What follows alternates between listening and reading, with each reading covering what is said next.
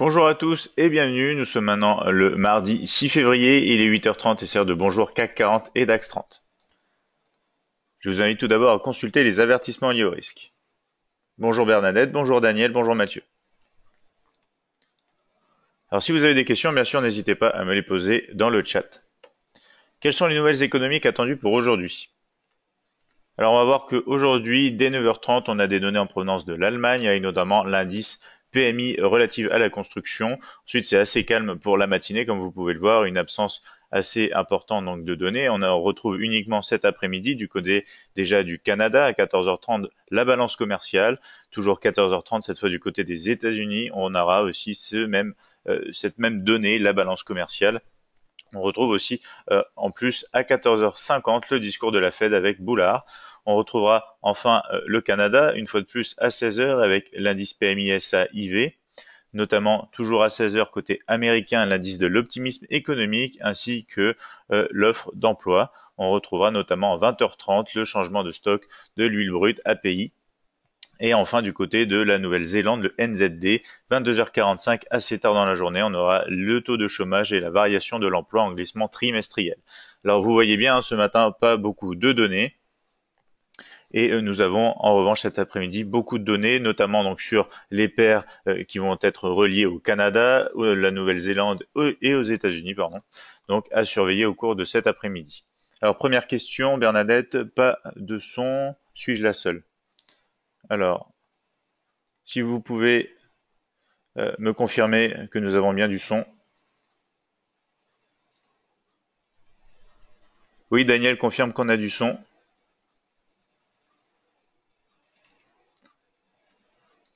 Mathieu aussi. Alors,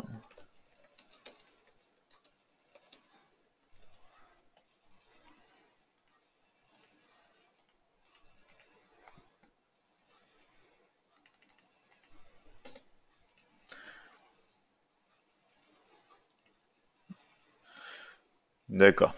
Donc, on va passer maintenant, bien sûr, au support et résistance de la journée. Donc, support et résistance des indices européens, bien sûr, le CAC 40 avec un premier support aux 5100, 5050 et 5000. Des résistances maintenant sur les 5150, 5200, 5250. Du côté du DAX 30, maintenant, le support donc premier se situe aux 12 100, 11 925 et 11 780. On a des résistances sur les 12 945, 12 555 et 12 725.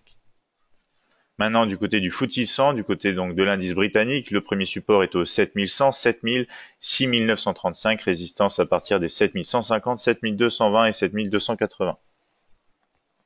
Cette fois, du marché américain, on va retrouver donc le Dow Jones 30, le Nasdaq 100. Premier support pour le Dow Jones 30 au 23 620, 23 475 et 23 320. On aura des résistances maintenant sur les 23 950, 24 215 et 24 500, niveaux importants. Le Nasdaq, quant à lui, observe un premier soutien sur les 6 420. On aura aussi les 6 350 et 6 290. Des résistances à partir des 6 470 et notamment les 6 520 et 6 575. Maintenant, pour les matières premières, on va voir qu'on a un support sur l'or à 1340, 1336 et 1332. Des résistances sur les 1345, 1350 et 1355. Le pétrole, quant à lui, a un support aux 63,25, 62,20 et 61,60. Quant aux résistances, on se retrouve maintenant sous le niveau clé et psychologique des 64, suivi des 64,80 et 65,60. Pour le Forex, on va voir l'euro USD et un premier support au 1,2380, 1,2330 et 1,23, tandis que les résistances se trouvent maintenant sur les 1,2430, 1,2480 et 1,2530. La crypto-monnaie du jour, c'est la même qu'hier, c'est le Litecoin USD, c'est le LTC USD CFD. On va rester sur cette crypto-monnaie pour aujourd'hui pour voir justement si le scénario d'hier a pu se compléter. Donc un support maintenant au 100, dans les 80 et dans les 65, des résistances dans les 132, 160 et 185. On va maintenant passer donc au graphique MT5. Voici la plateforme de trading Admiral Markets MetaTrader 5 et notamment ici on retrouve le mini terminal de MetaTrader 5 édition suprême. On est sur un graphique CAC 40 H4 et on voit ici une belle tendance maintenant enfin un beau mouvement maintenant. C'est tellement rapide que c'est difficile d'appeler ça une tendance. C'est un mouvement sacrément baissier. Tendance donc maintenant à la baisse, momentum négatif, force positive. Les derniers points bas maintenant sont cassés depuis plusieurs niveaux de structure qu'on va retrouver en graphique M30.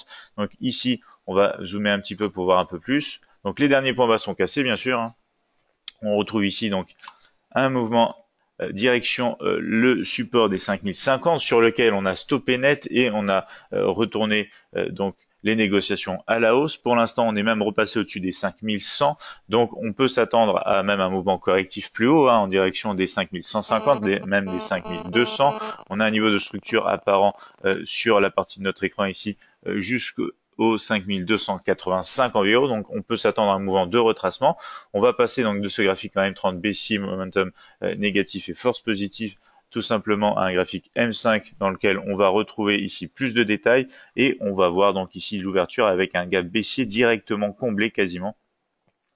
Et du coup, on a des négociations maintenant en consolidation juste au-dessus des 5100 comme on le disait. On a même testé déjà une première fois les 5150 que vous retrouvez ici avec un large rejet. Donc maintenant, le plus probable pour cette matinée du moins, c'est une petite consolidation juste au-dessus des 5100. Après, regardez bien la cassure. Si on casse sous les 5100, on peut retourner rapidement sur les 5050 avant pourquoi pas une prolongation du mouvement sur les niveaux clés des 5000 sur le CAC 40.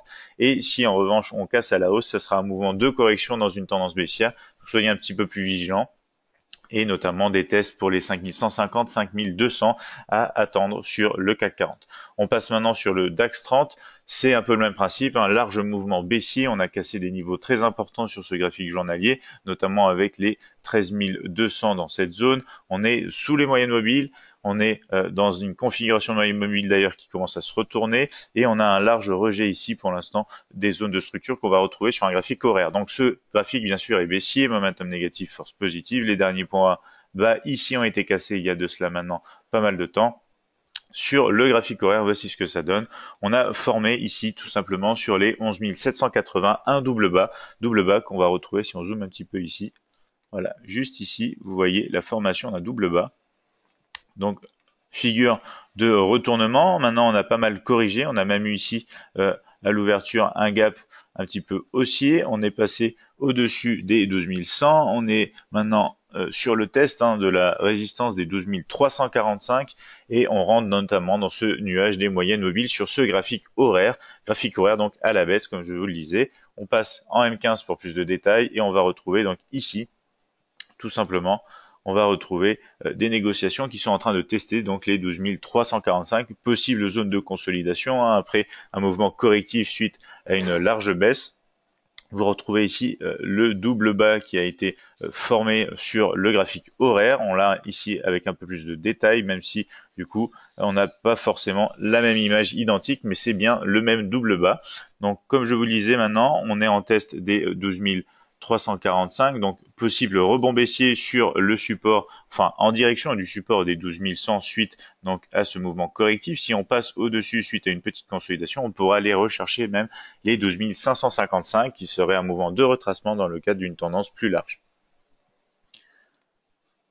Donc voici, vous voyez bien M15 déjà haussier sur ce graphique, on est au-dessus des moyennes mobiles. Soyez vigilants ici, zone potentielle de range comme je vous le disais. Côté du FTSE 600 maintenant, c'est un peu le même principe, on va voir que tous les indices, que ce soit des indices britanniques, américains ou aussi européens, on a donc une belle chute ici, tendance baissière, momentum négatif et force ici positive.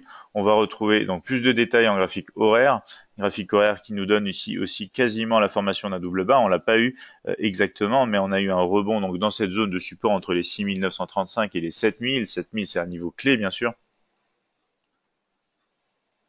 C'est un niveau clé, comme je vous le disais. Et du coup, maintenant, nous sommes au-dessus des 7100. On se dirige sur les 7150 qu'on est en train de tester. Si on les passe, on peut retracer plus haut sur les 7220, 280.